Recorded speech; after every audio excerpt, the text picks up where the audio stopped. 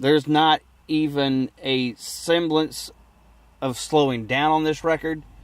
There's no hint of even groove necessarily on this record. It's thrashier than not only any other debut thrash record, it's just the thrashiest record, period.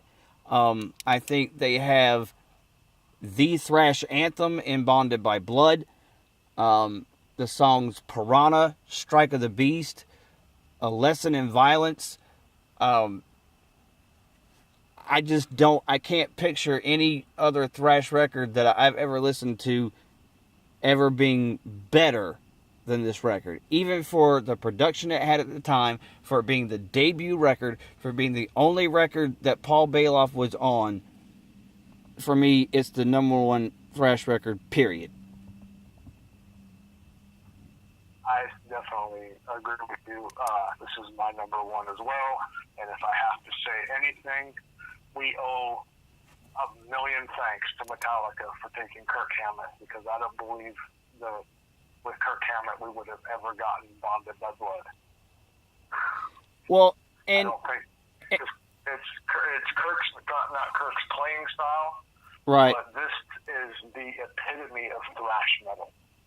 Well, I mean, we can thank Kirk Hammett for a number of things, because he came into Metallica, he essentially gave us Megadeth, and turned the reins over to Gary Holt for Exodus, who he was teaching how to play guitar. And who surpassed Kurt in every way. Right. Gary Holt is he's probably one of my favorite metal guitarists. I mean, that guy he's fearless when he gets up on stage. He can, he knows what he's going to do. I don't think I've ever heard him hit a sour note. And then add to the fact he's doing double duty in Exodus and Slayer, which fits right into his repertoire.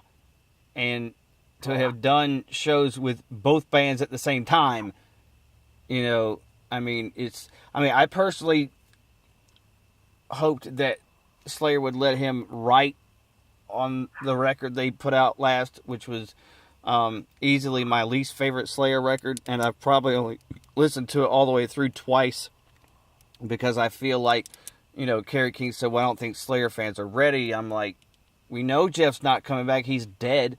I mean, God rest his soul. You either have two choices: stop Slayer or let fucking Gary write. I mean, he's got a pedigree of Exodus records to prove he can fucking write. You didn't get, Joe Schmo off the fucking street who can play Angel of Death and Rain in Blood in his sleep but can't write his own shit. Gary can fucking write. And that's what really disappointed me about that last Slayer record. I agree. Kerry King, God bless him.